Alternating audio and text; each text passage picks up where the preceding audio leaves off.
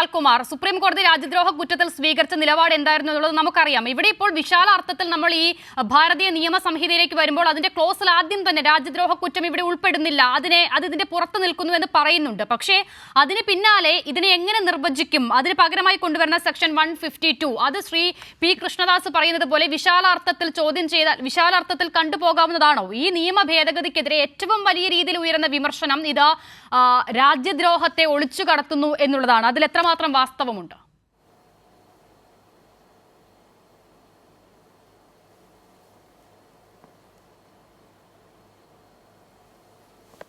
ഇതിനകത്ത് ഞാൻ വേറൊരു എക്സാമ്പിൾ പറഞ്ഞു തുടങ്ങാം. ഒരു സ്റ്റാറ്റ്യൂട്ടറി പ്രൊവിഷൻ അല്ലെങ്കിൽ ഒരു കോൺസ്റ്റിറ്റ്യൂഷണൽ പ്രൊവിഷൻ നമ്മുടെ ആളെങ്ങനെ ഉപയോഗിക്കുന്നു എന്നുള്ളതിന് വലിയ പ്രാധാന്യമുണ്ട്.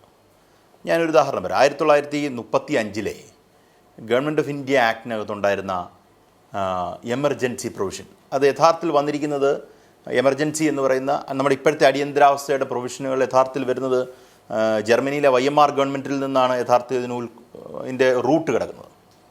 അത് 1935 ഈ രാജ്യത്തെ നിയമത്തിനകത്ത് ഇൻകോർപ്പറേറ്റ് ചെയ്യുമ്പം നമ്മൾ എതിർക്കുകയാണ് ചെയ്യുന്നത്. ഇന്ത്യയിൽ വലിയ പ്രക്ഷോഭമാണ് ഈ 35 എമർജൻസി പ്രൊവിഷനെതിരെ. ഈ 1935 ആക്ടിനെ മൊത്തത്തിൽ എതിർക്കുകയാണ് നമ്മൾ ചെയ്യുന്നത്, അന്നത്തെ കോൺഗ്രസ്. അതേ എമർജൻസി ക്ലോസ് മാറ്റം ഈ 35 ആക്ട് പൂർണ്ണമായും ഈ റെസിഡ്യൂറി പവർ ഗവർണർ ജനറൽക്ക് കൊടുക്കുന്നത് ഒഴിച്ച് അത് പാർലമെൻറ്റിലേക്ക് നിക്ഷിപ്തമാക്കിക്കൊണ്ട് ബാക്കി അതുപോലെ അങ്ങ് എടുക്കുകയാണ്, ഒരു മാറ്റവുമില്ലാതെ. അതിന് പ്രത്യേകത who is exercising the power എന്നുള്ളതാണ് ഇവിടുത്തെ ഏറ്റവും പ്രാധാന്യം അർഹിക്കുന്ന കാര്യം. ഇത് അതാണ് ആര് ഇതിനെ ഉപയോഗിക്കുന്നു, ആരെങ്ങനെ ഉപയോഗിക്കുന്നു. കഴിഞ്ഞ കുറേ നാളുകളായി നമ്മുടെ നാട്ടിൽ BJP PMLA ആക്ട്, UAPA ഇങ്ങനെയുള്ള നിയമങ്ങളെ ഉപയോഗിക്കുന്നത് അത്രയും മോശമായിട്ടാണ് അവർ ഉപയോഗിച്ചുകൊണ്ടിരിക്കുന്നത്. അത് അടിസ്ഥാനപരമായി ഇതിനകത്തൊരു വലിയ പ്രശ്നമായി വരുന്നു എന്നുള്ളതാണ്. അപ്പോൾ ആരുപയോഗിക്കുന്നു, എന്ത് പേർപ്പസിന് ഉപയോഗിക്കുന്നു എന്നുള്ളത് ആദ്യത്തെ കാര്യം. നിങ്ങൾ നോക്കൂ, ഈ പറയുന്ന നിയമങ്ങളെല്ലാം വന്നിരിക്കുന്നു. ഈ നിയമങ്ങൾ നമ്മളതിൻ്റെ മെറിറ്റിലേക്ക് ഞാൻ വരാം. ഈ നിയമങ്ങൾ സാധാരണ എങ്ങനെയാണ് രാജ്യത്തുണ്ടാകുക? ലോ കമ്മീഷനാണ് ഇതിനൊരു തുടക്കമിടുന്നത്. ലോ കമ്മീഷനാണ് ഇതിൻ്റെ ഡ്രാഫ്റ്റ് അല്ലെങ്കിൽ ഇങ്ങനൊരു കാര്യത്തെക്കുറിച്ച്, റിഫോംസിനെ കുറിച്ച് സംസാരിക്കുകയും ലോ കമ്മീഷൻ റിപ്പോർട്ട് വഴിയാണ് പൊതുവെ പുറത്തു വരിക. ഇത് ഇനീഷ്യേറ്റ് ചെയ്തിരിക്കുന്നത് തന്നെ ലോ മിനിസ്ട്രിയാണ്. അതാണ് അവിടുത്തെ വ്യത്യാസം. അപ്പോൾ ലോ മിനിസ്ട്രി ഇനിഷ്യേറ്റ് ചെയ്ത് വരേണ്ടതാണോ എന്നുള്ളൊരു വലിയ ചോദ്യമുണ്ട്. ഇതാണ് അവിടുത്തെ പ്രാഥമികം. അപ്പം ഇവരുടെ ഇൻറ്റൻഷൻ എന്ന് പറയുന്നത് അതൊരു പ്രശ്നമുള്ളത് തന്നെയാണ്. അത് പലപ്പോഴും അതിന് മറ്റൊരു ഉദാഹരണം ഞാൻ വരുന്ന ഘട്ടത്തിൽ തന്നെ പറയാം, തർക്കം വരികയാണെങ്കിൽ ഞാൻ പറയാം. ഇവിടെ ഉപയോഗിച്ചിരിക്കുന്നത് നോക്കൂ, ഡിസഫെക്ഷൻ എഗെയിൻസ്റ്റ് ദ ഗവൺമെൻറ്. അതാണല്ലോ സെഡീഷൻ എന്ന് പറയുന്ന 124A ഏറ്റവും ബേസിക് ആയിട്ടുള്ള ഇൻഗ്രീഡിയൻറ്റ്. ആ ഇൻഗ്രീഡിയൻറ്റിനെ കവർ ചെയ്യുന്നത് ഇപ്പോൾ എങ്ങനെയാണ്? ഇപ്പോൾ ഉപയോഗിച്ചിരിക്കുന്നത് endangering sovereignty, unity and integrity of India. ഇതിനകത്ത് ഏറ്റവും രസകരമായ ഒരു കാര്യം ഇന്ദിരാ ജയ്സിംഗ് പറയുന്നൊരു കാര്യമുണ്ട്. ഇന്ദിരാ ജയ്സിംഗ് എന്ന് പറഞ്ഞാൽ ഇന്ത്യയിലെ ഏറ്റവും വലിയ കോൺസ്റ്റിറ്റ്യൂഷൻ ലോയറാണ്. അവരിതിനെ ഇൻ്റർപ്രറ്റ് ചെയ്യുന്നൊരു രസമാണ്. നമ്മുടെ നാട്ടിൽ നിലനിൽക്കുന്ന അല്ലെങ്കിൽ പ്രിഡോമിനൻ്റായിട്ട് നിൽക്കുന്ന ഒരു പൊളിറ്റിക്കൽ തോട്ടുണ്ട്, അത് ആൻറ്റി നാഷണൽ എന്ന് പറയുന്ന തോട്ടാണ്. ഈ ആൻറ്റി നാഷണൽ എന്ന് പറയുന്നത് ഒരു ചാർജായിട്ടൊന്നും അല്ലെങ്കിൽ ഒരു ഒഫൻസായിട്ടൊന്നും ഒരിടത്തും പറയുന്നില്ല. ഈ പറയുന്ന ആൻറ്റി നാഷണൽ എന്ന പൊളിറ്റിക്കൽ തോട്ടിനെ ഇൻകോർപ്പറേറ്റ് ചെയ്യുന്ന പ്രോസസ്സാണ് ഇവിടെ നടന്നുകൊണ്ടിരിക്കുന്നത്.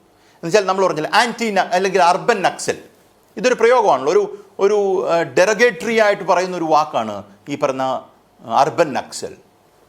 Tell me where it is mentioned. Being an urban Naxal is an offence or not? It is not. അപ്പം ഈ പറയുന്നത് ഇവർ കോയിൻ ചെയ്യുന്ന ഒരു ടേമാണ്. എന്ന് പറയുന്നത് പോലെ തന്നെ ഈ പറയുന്ന പ്രവലൻ്റ് ആയിട്ടുള്ള ഒരു പൊളിറ്റിക്കൽ തോട്ടിനെ യഥാർത്ഥത്തിൽ പ്രൊവിഷണൽ ഇൻകോർപ്പറേറ്റ് ചെയ്യുന്ന പ്രോസസ്സാണ് ഇവിടെ നടന്നിട്ടുള്ളത്. അതിനെനിക്ക് ഒരു സംശയമില്ല കാര്യത്തിൽ. അതാണ് സോവർണിറ്റി ആൻഡ് ഇൻറ്റഗ്രിറ്റി. അഷിതയുടെ സംശയം വളരെ വ്യക്തമായ സംശയമാണ്, ഒരു സംശയമില്ല. ഇപ്പം കൃഷ്ണദാസിനെ പോലൊരാൾ, അദ്ദേഹം BJPയുടെ വക്താവാണ്, ഈ നിയമം കൊണ്ടുവന്ന പാർട്ടിയുടെ സംസ്ഥാനത്തിൻ്റെ വക്താവാണ്. അപ്പോൾ അദ്ദേഹത്തിന് അതിനെ എതിർത്ത് പറയാൻ പറ്റില്ല. നമ്മളത് we should take it with a pinch of salt. പക്ഷേ പ്രശ്നം എന്താ? ഈ സോവർണിറ്റി, ഇൻറ്റഗ്രിറ്റി എന്ന് പറയുന്ന കാര്യത്തെ എങ്ങനെ ഇവർ ഇൻ്റർപ്രറ്റ് ചെയ്യും എന്നുള്ളതാണ് ഇവിടുത്തെ പ്രശ്നം. ഈ പ്രൊവിഷൻ വെച്ച് മാത്രം നോക്കിയാൽ മതിയോ? പറ്റില്ല. പുതിയ CRPCക്കകത്ത് എടുത്തേക്ക് നോക്കൂ. CRPCയിൽ ഇപ്പോൾ ഒരാളെ കസ്റ്റഡിയിൽ എത്ര നേരത്തേക്ക് വെച്ചുകൊണ്ടിരിക്കാം? ഞാൻ മനസ്സിലാക്കുന്നിടത്തോളം 15 days വരെ പോലീസിന് കസ്റ്റഡിയിൽ വെക്കാം. നമുക്ക് 24 മണിക്കൂറിനുള്ളിൽ പോലീസിൻ്റെ കസ്റ്റഡിയിൽ നിന്ന് മജിസ്ട്രേറ്റിൻ്റെ മുന്നിലേക്ക് പോകണമെങ്കിൽ ഇപ്പം 15 ദിവസം വരെ വെക്കാമെന്നാണ് ഞാൻ മനസ്സിലാക്കുന്നത്. ഇതെല്ലാം കൂടെ ചേർത്ത് വായിക്കേണ്ട ഒരു കാര്യമുണ്ടെന്നാണ് ഞാൻ മനസ്സിലാക്കുന്നത്. അപ്പം ഇവരുടെ ഇൻറ്റൻഷൻ എന്ന് പറയുന്നത് ഒരു വലിയ പ്രശ്നമാണ്. ഈ വേർഡിനെ എങ്ങനെ ഇൻ്റർപ്രറ്റ് ചെയ്യുന്നു എന്ന് ചോദിച്ചാൽ, കോടതിയിലേക്കുള്ള ഇൻ്റർപ്രിട്ടേഷന് പോകുന്നതിന് മുമ്പ് പ്രോസസ് ഇസ് ദ പണിഷ്മെൻറ്റ് എന്ന് പറയുന്നതാണ് യഥാർത്ഥത്തിൽ ഇന്ത്യയിൽ നടക്കുന്ന ഒരു കാര്യം. ഇന്ത്യയിലെ ക്രിമിനൽ ജൂറിസ്പ്രുഡൻസിൽ നടക്കുന്ന ഏറ്റവും വലിയൊരു വിഷയം പ്രോസസ് ഇസ് ദ പണിഷ്മെൻറ്റ്. നിങ്ങൾക്കത് ഈ PMLA ആക്ടിനകത്ത് വളരെ വ്യക്തമായി നമുക്ക് മനസ്സിലാക്കാൻ പറ്റും. വ്യക്തമായി നോക്കൂ, PMLA ആക്ട് ഈ പറയുന്ന ദുർവിനിയോഗത്തെക്കുറിച്ച് പറയുന്ന ആൾക്കാർക്ക് ഒരു വ്യക്തത വരുത്താൻ വേണ്ടി ഞാൻ പറയാം. ഒരു ഉദാഹരണം കൂടെ പറയാം, എങ്ങനെയാണ് സർക്കാരുകൾ ഇത് മോശമായി ഉപയോഗിക്കുന്നതെന്ന്. ഒരു കേസ് വന്നതാണ്. കേസ് ഒരു ബോട്ടിൽ കമ്പനി, ഒരു വാട്ടർ ഉണ്ടാക്കുന്ന ഈ കുപ്പിയിൽ വെള്ളം ഉണ്ടാക്കുന്ന ഒരു കമ്പനി, അതിന് 100 ബോട്ടിൽ ഉണ്ടാക്കാനുള്ള പെർമിഷൻ ഉണ്ടെന്നിരിക്കട്ടെ. Licence is only for manufacturing or producing 100 bottles. 50 bottle additional ആയിട്ട് ഉണ്ടാക്കി. ഞാൻ ഉദാഹരണം പറയുന്നു, 50 ബോട്ടിൽ അഡീഷണൽ ആയിട്ട് ഉണ്ടാക്കി. ഈ പറയുന്ന അഡീഷണൽ ബോട്ടിൽ എന്ന് പറഞ്ഞാൽ ഇവർക്ക് കള്ളപ്പണത്തിൻ്റെ ഭാഗമാക്കിക്കൊണ്ട് PMLA ആക്ട് വഴി അട്രാക്ട് ചെയ്ത് ED ഇയാളെ അറസ്റ്റ് ചെയ്യും. എന്നിട്ട് ഇയാൾക്ക് ജാമ്യം പോലും കിട്ടില്ല. യഥാർത്ഥത്തിൽ ഇതിനെ വേറെ ഒഫൻസ് നിങ്ങൾക്ക് കൊടുക്കാൻ പറ്റും. നിങ്ങൾക്ക് ചീറ്റിംഗ്, വേറൊരു ഉദാഹരണം 420 ചീറ്റിംഗ്. ആ ചീറ്റിംഗ് എന്ന് പറയുന്ന കാര്യത്തെ നിങ്ങൾക്ക് PMLA ആക്ട് അട്രാക്ട് ചെയ്യിക്കാൻ പറ്റും. പക്ഷേ PMLAയുടെ ഷെഡ്യൂളിനകത്ത് കിടപ്പുണ്ട്. PMLA ആക്ടിനകത്ത് ഷെഡ്യൂളിനകത്ത് അതിലേക്ക് 420 കൊണ്ടുപോയി കഴിഞ്ഞാൽ ജാമ്യം കിട്ടാനുള്ള ബുദ്ധിമുട്ടും നോർമൽ കോഴ്സിൽ IPC ഇട്ടാൽ ജാമ്യം കിട്ടാനുള്ള എളുപ്പവും നമുക്ക് വ്യക്തമായിട്ട് മനസ്സിലാവും. അപ്പോൾ എങ്ങനെ ഇത് ഉപയോഗിക്കുന്നു എന്നുള്ളൊരു പ്രാധാന്യമുണ്ട്. ഇതിപ്പം ഈ പറയുന്ന പ്രൊവിഷനുകൾ ഇവോൾവ് ചെയ്ത് വരേണ്ട പ്രൊവിഷനുകളാണ്. എന്താണ് ഈ സോവർണിറ്റി ആൻഡ് ഇൻറ്റഗ്രിറ്റി എന്ന് പറയുന്ന കാര്യത്തെ ഇപ്പം ഈ വിഷയത്തിൽ ഈ പ്രൊവിഷൻ എടുത്തു വെച്ച് തന്നെ സുപ്രീം കോടതി ഇത് കേൾക്കും, ഉറപ്പാണ്. കാര്യം 124A യഥാർത്ഥത്തിൽ ഇൻ ഇഫക്റ്റ് ഇത് തന്നെയല്ലേ സംഭവിക്കുന്നത് എന്നുള്ള ചോദ്യം സുപ്രീം കോടതിക്ക് ചോദിക്കാതിരിക്കാൻ പറ്റില്ല. പിന്നെ ആ പെറ്റീഷൻ ഏതാണ്ട് മാറിപ്പോയി എന്ന് പറയാം. കാര്യം വെച്ചാൽ ഇതും കൂടെ ചേർത്ത് കേട്ടാലേ ഇപ്പം പറ്റത്തുള്ളൂ. അടുത്ത ഒരു പ്രാധാന്യം അർഹിക്കുന്ന ഒരു കാര്യമുണ്ട്. നോക്കൂ, പ്രൊസീജിയറൽ കോഡ് മാറിയല്ലോ. നേരത്തെ ഇപ്പം പ്രൊസീജിയർ ലോയ്ക്ക് ഒരു പ്രത്യേകതയുണ്ട്, ഞാനത് വ്യക്തമായി പറയാം. പ്രൊസീജിയർ ലോ റെട്രോസ്പെക്റ്റീവാണ്. റെട്രോസ്പെക്റ്റീവായിട്ട് പ്രൊസീജിയർ ലോ പറ്റും. അപ്പോൾ ഈ പറയുന്ന ജൂലൈ 1 മുമ്പ് വന്നിട്ടുള്ള കേസിൽ നിങ്ങൾ CRPCയുടെ പുതിയതിടുമോ പഴയതിടുമോ? This is a confusion. ഇത് വളരെ പ്രബലൻ്റായി നിൽക്കുന്ന ഒരു കൺഫ്യൂഷനും ഈ കൺഫ്യൂഷൻ എമിനൻറ്റ് ജൂറിസ്റ്റുകൾ ഡിസ്കസ് ചെയ്യുന്ന വിഷയവുമാണ്. ഇപ്പം പോലീസ് ഇടുമ്പോൾ എനിക്കത് അക്യൂസ്ഡ് ഡിസ്പ്യൂട്ട് ചെയ്യാം. ആ ലിറ്റിഗേഷൻ എന്ന് പറയുന്നത് നീണ്ടുപോകും. അപ്പം സ്പീഡി ട്രയലും എൻ്റെ ഫണ്ടമെൻ്റൽ റൈറ്റാണ്. ആ ഫണ്ടമെൻ്റൽ റൈറ്റിനെ ഹിറ്റ് ചെയ്യും. ഞാൻ പറഞ്ഞു വരുന്ന കാര്യം വെച്ചാൽ എൻ്റെ പർപ്പസ് എന്ന് പറഞ്ഞു കഴിഞ്ഞാൽ നിങ്ങളൊരു കൺഫ്യൂഷൻ ഉണ്ടാക്കുകയാണ് യഥാർത്ഥത്തിൽ ചെയ്തിട്ടുള്ളത്. അത് കൺഫ്യൂഷൻ ഉണ്ടാക്കുക മാത്രമാണ് ചെയ്തിട്ടുള്ളത്. ഇത് നിങ്ങളുടെ കൺവീനിയൻസിന് വേണ്ടി കൺഫ്യൂഷൻ ഉണ്ടാക്കുക. കാര്യം ഒരു ലോയ്ക്കകത്ത് കൺഫ്യൂഷൻ ഉണ്ടാക്കുന്നിടത്താണല്ലോ ഏറ്റവും എളുപ്പം ഗവൺമെൻറ്റിന് പവർ എക്സസൈസ് ചെയ്യാൻ പറ്റുക. എപ്പോഴും അങ്ങനെയാണ്. ദുർവിനിയോഗം ചെയ്യുന്നത് കൺഫ്യൂഷൻ ഉള്ളപ്പോഴാണ്, ഗ്രേ ഏരിയ ക്രിയേറ്റ് ചെയ്യപ്പെടുമ്പോഴാണ്. ഗ്രേ ഏരിയ ഇതിനകത്ത് ഉണ്ടാകുക എന്നുള്ളത് ഇവരുടെ ആവശ്യമായിരുന്നു. അപ്പം അങ്ങനെ ഗ്രേ ഏരിയ ക്രിയേറ്റ് ചെയ്യപ്പെട്ടിട്ടുണ്ട്, ഒരു സംശയവുമില്ല കാര്യത്തിൽ. അത് സുപ്രീം കോടതി തന്നെ നമുക്ക് നിവർത്തിച്ച് തരേണ്ട വിഷയമാണ്.